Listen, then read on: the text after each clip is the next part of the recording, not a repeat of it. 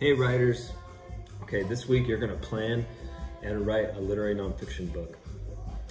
First, I just want to review what literary nonfiction is. I know that we talked about this a lot, but it's important to know exactly what is literary nonfiction.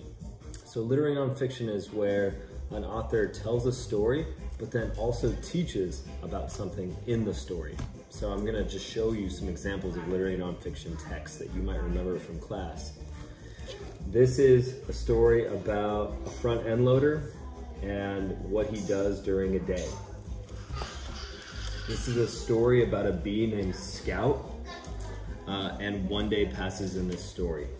So this author is teaching us about bees, but the main character in this story is Scout. The main character in this story is the front-end loader. In Gentle Giant Octopus, I think 5 months actually pass in this book. The main character is this giant octopus.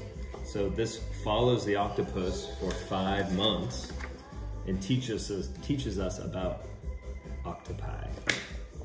The last one, The Emperor's Egg, 2 to 3 months passes in this book, and it's all about a couple laying an egg and taking care of an egg. So it's teaching us about the life cycle of emperor penguins.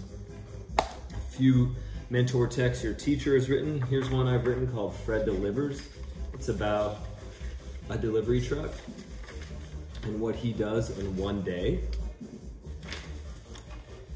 Here is one I wrote when I taught first grade called Darkling Beetles, a Story.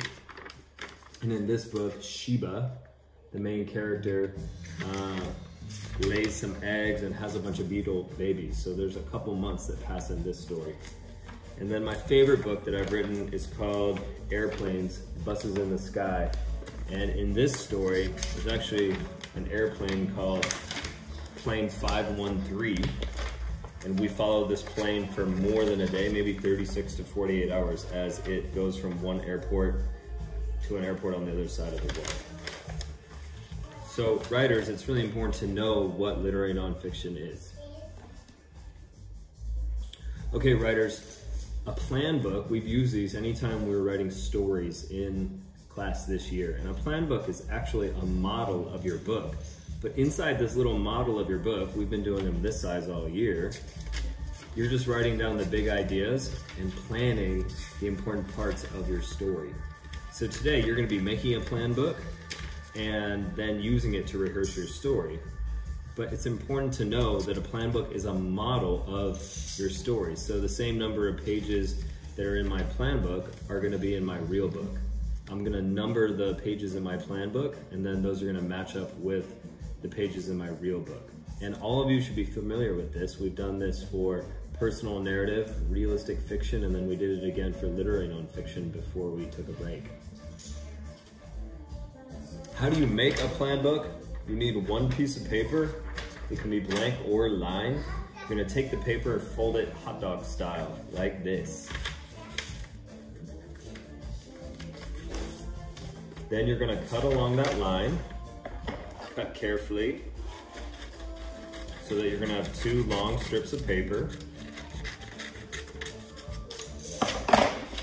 Then you're gonna put your 2 strips of paper on top of each other like this, and fold. If you have a stapler, do 1 staple, and this is really important. You wanna put the staple really close to the edge. Don't staple it like this. Staple it just like this.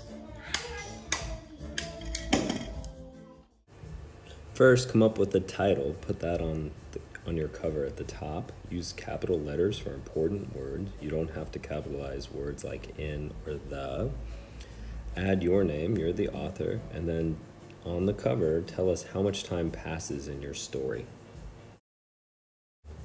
On each page of your plan book, start off with transition words. You can see that I used in the morning, later that morning. You can use simple ones like first, next, then, after that, last. Also, add page numbers. I've done this in the upper right-hand corner. Then just use a short phrase to tell us what happens in the story. And I'm just using 3 or 4 words and making it really simple, and I'm saving the detail for when I write my book. Then plan the facts that you're going to teach readers, and I'm just writing a few words to remind myself. Last, plan what are the readers going to see? Where is the story happening? Okay, have a look at my finished plan book. I just did 6 pages. Some of you might choose to do 5. Some of you might choose to do 7.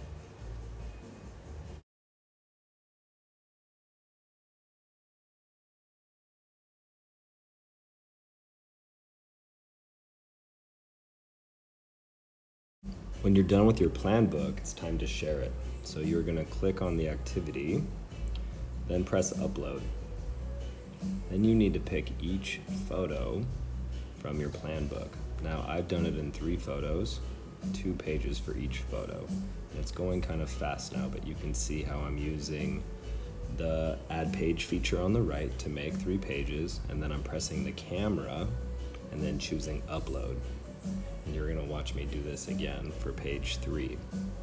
Then make sure that each image fits across the entire page, and you're gonna see that. But you can see that blue upload button, and then you're gonna have to look through your camera roll to find each photo you've taken.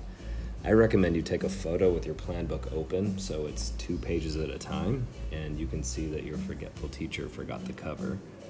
If you don't take a photo of the cover, it's okay. It's really up to you. Some of you really know how to do this. For some of you, this is new. You might need to re-watch this to see the steps that I used to take several photos.